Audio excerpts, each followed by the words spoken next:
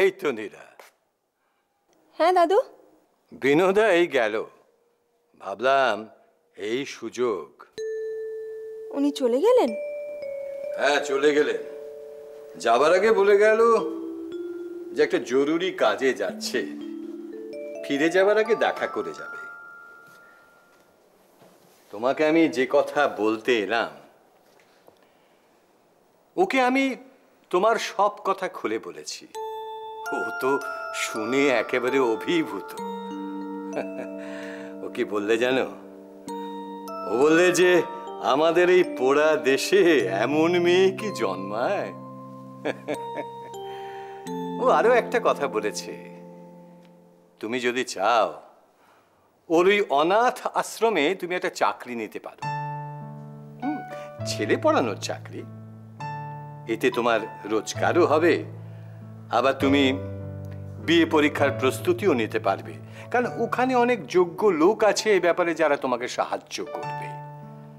অবশ্য পরীক্ষাটা প্রাইভেটেই দিতে হবে। তো আমার তো মনে হয় এটা একটা বেশ ভালো সুযোগ। তুমি কি বলো? উনি কে দাদু? সবাই ওকে বিনোদা বলে। ওর নাম হচ্ছে বিনয় সেন। আর্ট স্কুলে পড়বার সময় ওই দেশোদ্ধারের কাজে ব্রতী হয়, তার ফলে জেল। 3 বছর সশ্রম কারাদণ্ড, এর পরেও ডিটেনশন।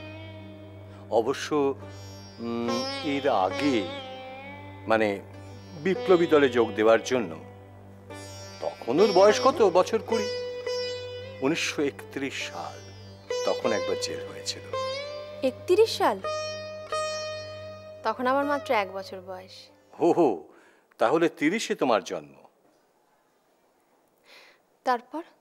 তারপর জেল থেকে ছাড়া পেয়ে ও আবার ফিরে এলো রাজনীতির রণাঙ্গনে। পাশাপাশি আর্ট স্কুলে পড়াটাও চালিয়ে যেতে লাগলো। তারপর এক সময় পরীক্ষা দিল, পরীক্ষায় সসম্মানে উত্তীর্ণ হলো এবং এক্সিবিশন করলো। এক্সিবিশনে গোল্ড মেডেল পেল। আর তখনই আমার সঙ্গে পরিচয়। ওর সাকরেদারা ওকে বিনোদা বলে ডাকতো, তাই আমিও বিনোদা বলতে শুরু করলাম।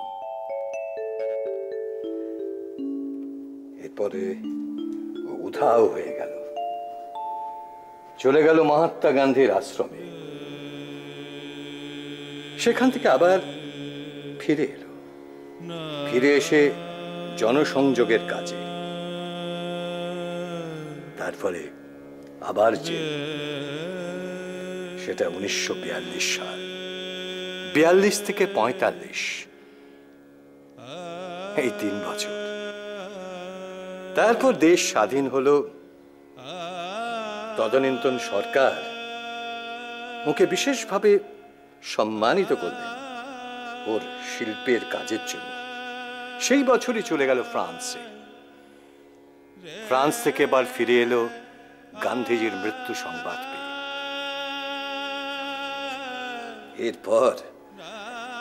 এরপর আর রাজনীতি নয়, সোজা চলে গেল রাঢ় বাংলার গভীর জঙ্গলে আশ্রম করে। অথচ দেখো, তখনকার রাজনীতিক যারা ছিলেন তারা সবাই ওকে পছন্দ করত, শ্রদ্ধা করত, ভালোবাসত। ও কিন্তু ইচ্ছে করলে অনেক সুযোগ নিতে পারত, কিন্তু কিচ্ছু নেয়নি।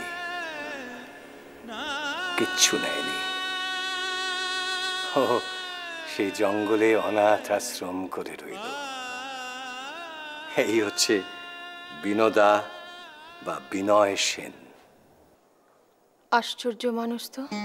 আশ্চর্য বলে আশ্চর্য, ও এক বিরল প্রজাতির মানুষ। আমি যাব দাদু। আমি জানতাম তুমি যাবে।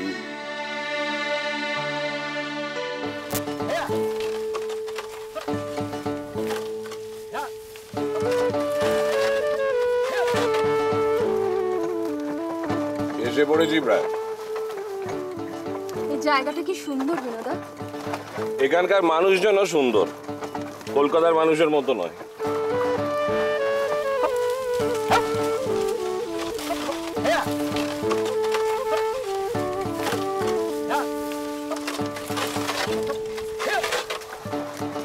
এখানে এক মাস্টার আছেন, কলেজে পড়াতেন। পণ্ডিত মানুষ, তুমি তার কাছে পড়বে। হ্যাঁ, দাদুর মুখে শুনেছি ওনার কথা। 40 টাকা মাইনে দেবো, বোর্ডিং কিচেনে দুবেলা খেতে পাবে। মাইনেটা কম বলেছি কি? কি যে বলেন না আপনি।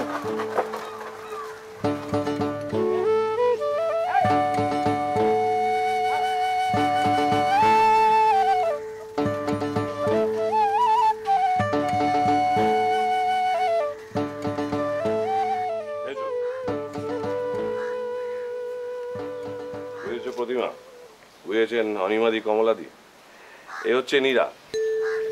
আজীবন লড়াইয়ে যেত মেয়ে, সদ্য আয়ে পাশ করেছে ফার্স্ট ডিভিশনে। এই গুন্ডাগুলোকে পিটিও মানুষ করবে। আর ইনি হচ্ছেন মাস্টারমশাই, এর কাছে তুমি পড়বে। আর এ হচ্ছে প্রতিমা, আমাদের স্কুলের মামনি।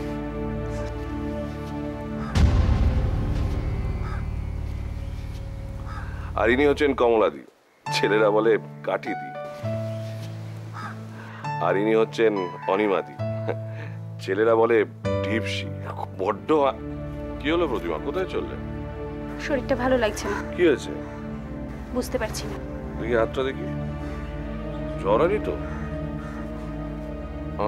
না, স্লাইটলি একটু ফাস্ট। কিন্তু যাবার আগে তোমার কাজটা করে দিয়ে যাও। বেচারারা মুখ চুন করে দাঁড়িয়ে আছে আমাকে দেখে। তো লজেন্সগুলো দিয়ে দাও।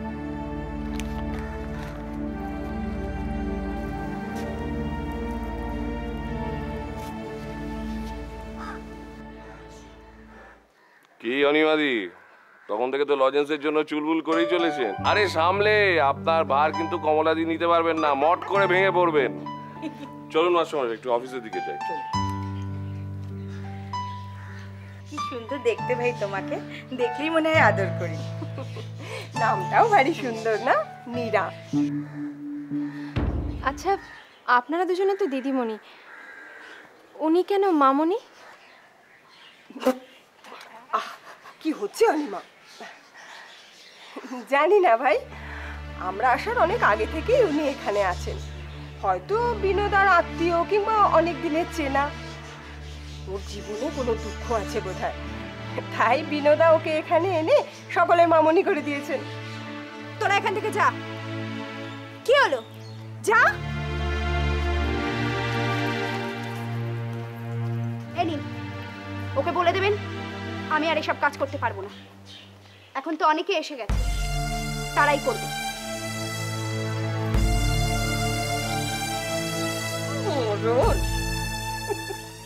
গোড়ায় গোড়ায় একটু অসুবিধা হবে বটে, তবে সবই তো অভ্যেস হয়ে যায়। কি বল? কিসের অসুবিধে? বাবা, অসুবিধা হবে না? কলকাতা ছেড়ে এই জঙ্গলে দেশে এসেছো, দেখবে পদে পদে অসুবিধে। না, হবে না। এক জায়গা থেকে গিয়ে আর এক জায়গায় থাকার অসুবিধাটা কোনো অসুবিধেই নয়। আসল অসুবিধে মানুষগুলোকে নিয়ে। বাবা, মেয়ের কথা শুনেছো কমলাদি? দিব্যি জ্ঞানগম্যি আছে দেখছি। বুদ্ধিমতী মেয়ে, পড়াশোনা করেছে, জ্ঞানগম্যি কম হবে কেন? তুমি ঠিক বলেছো ভাই। এ আমি বই পড়ে শিখিনি কমলাদি, জীবন থেকে শিখেছি। ছোটবেলায় বাবা মা মারা গিয়েছেন, থাকতাম নিজেদের ভিটেতেই, জ্যাঠামশাই, জেঠিমা, জ্যাঠাতো ভাই বোন সবার সাথে। কিন্তু কি অসহ্য ছিল সে জীবন। বাড়ি থেকে বেরিয়ে 1.5 বছর যাদের আশ্রয়ে কাটালাম, তারা আমার কেউ নন, আমাকে চিনতেনও না। অথচ কি ভালো ছিলাম সেখানে, তোমাদের কি বলবো। সে তুমি ঠিক বলেছো ভাই, মানুষ আপন হলে সব আপন। আপন করে নিতে জানতে হয়। 100 বার। আজ আমি এখানে এলাম, নিজেকে তো আমি মেলেই রেখেছি সবার সঙ্গে আপন করে নেব বলে। কি ভালো লাগছে আমার এই জায়গাটা। আসার পথে বিনোদাকে বলছিলাম, উনি বললেন যে এখানকার মানুষজনরাও ভীষণ ভালো, শহরের মানুষদের মতো নন, কিন্তু এখানে পা রাখবার পরেই দেখলাম কি না থাক। কেন, কি বলছিলে বলো না বাবা। আমাদের বুঝি ভালো লাগেনি তোমার? না না, ছি ছি, কি কথা। তাহলে আমাদের কাছে বলতে সংকোচ করছো কেন? আচ্ছা কমলাদি, প্রতিমাদি যখন বললেন যে আর লজেন্স ডিস্ট্রিবিউট করতে পারবেন না, তখন তুমি ওরম করে কেন বললে? মরণ থাকতে থাকতে সবই বুঝবে ভাই। বুঝবে না ছাই, অমন শিবের মতো মানুষটাকে একদম জ্বালিয়ে পুড়িয়ে দিচ্ছে গো। তুমি কিন্তু মিছে দুষ্ট অনিমা, মন যে বড় অবুঝ। অমন অবুঝ মনকে ঝাঁটা মারি। মীরা, মীরা, ওই বিনোদা রাউন্ডে বেরিয়েছেন। আসুন বিনোদা। ও ত্রিমূর্তি এ ঘরে, ভেরি গুড। কোনো অসুবিধা হলে বলো, তবে বেশি কিছু করতে পারবো বলে তো মনে হয় না। তার মানে অসুবিধা হলে সেটা মেনে নেব, কোনো কমপ্লেন করব না। ঠিকই ধরেছ, ফিজিক্যাল কমফর্ট দেওয়ার মতো সামর্থ্য এই আশ্রমের নেই, তবে কোনো অসুবিধা ফিল করলে বলো। কালকে তোমাকে চাকরিতে জয়েন করতে হবে, তাড়াতাড়ি শুয়ে পড়ো। হ্যাঁ, আমরাও শুতে যাই, কাল দেখা হবে। হ্যাঁ আসছি।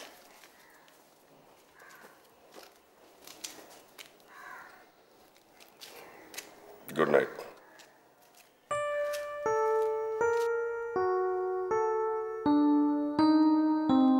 প্রতিমাদি বিনোদাকে ভালোবাসে, বিনোদা তা জানেন। বিনোদাও কি প্রতিমাদিকে?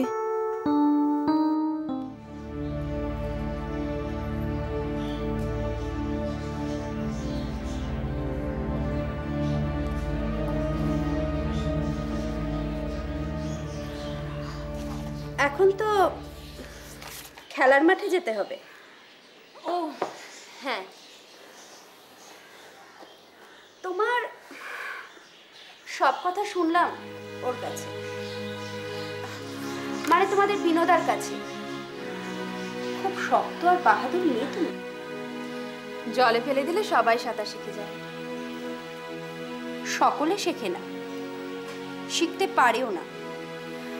তুমি নদীতে পড়ে নদীর টানে ভেসে যাচ্ছিলে, শক্তি ছিল তাই সাঁতারটা শিখে নিতে পেরেছো। কিন্তু যারা সমুদ্রে পড়ে, সমুদ্র যার কোনো তল নেই, কূল নেই, কিনারা নেই, বাপরে, আসলে হলো ভাগ্য। না, ভাগ্যটাকেও আমি মানি না। তবে হ্যাঁ, বিয়ের পিঁড়ি থেকে উঠে যখন বেরিয়ে এসেছিলাম, তখন সেই ওসি ভদ্রলোক, শিবনাথ দাদু, তারপর বিনোদা, একের পর এক যখন সবার আশ্রয় পেতে লাগলাম, তখন মনে হলো ভাগ্য বলে কিছু না থাকলেও সময় বলে কিছু আছে। আর সেটা সবসময় একরকম থাকে না, বদলায়। আর তাছাড়া ও কি করছেন আপনি? দিন, আমায় দিন, আমি গাম দিয়ে জুড়ে দেবো।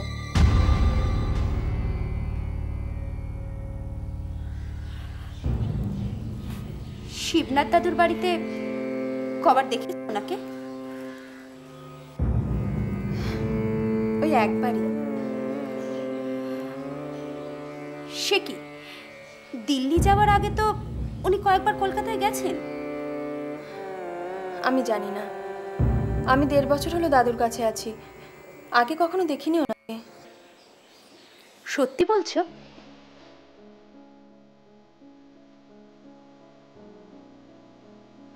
আমি মিথ্যে বলি না। যারা মিথ্যে বলে তাদের ঘৃণা করি, আর যারা সত্যিটা বিশ্বাস করে না। ও হ্যাঁ হ্যাঁ, উনি তো এ কবার আসানসোল থেকেই উঠেছেন, আসানসোলেই নেমেছেন। তুমি কিছু মনে করলে না তো?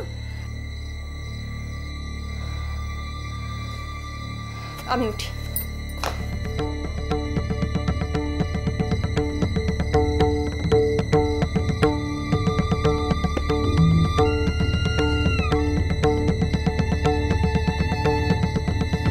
করেই হোক বিনোদাকে ওর কাছ থেকে সরিয়ে রাখতেই হবে।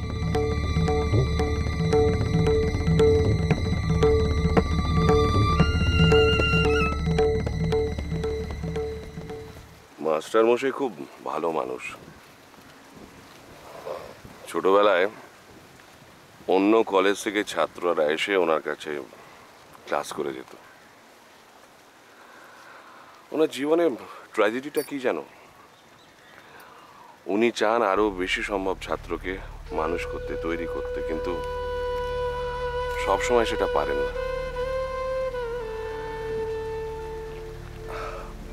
পারলে যতটা বেশি সম্ভব শিক্ষা মাস্টারমশাইয়ের কাছ থেকে নিও, তাতে তোমারও ভালো হবে আর উনিও ভালো থাকবেন।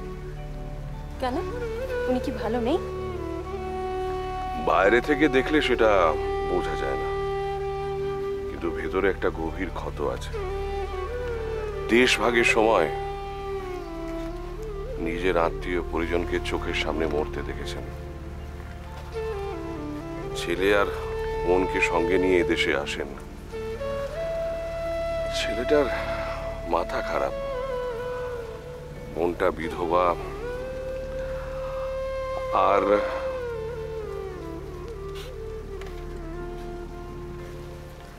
আর প্রতিমাকে একটু সহ্য করে চলো। ও বড় দুঃখী, পারলে ওকে করুণা করো।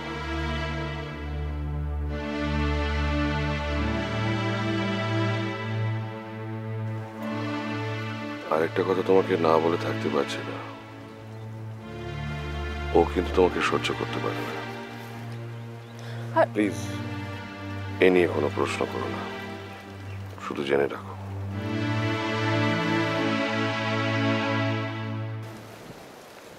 টর্চ নিয়ে বেরিয়েছো? না, এটা রাখো। লাগবে না, আমি ঠিক ফিরে যাব। লাগবে, এখানে রাত্রে সাপ বেরোয়। ওইটা মাস্টারমশাইয়ের বাড়ি।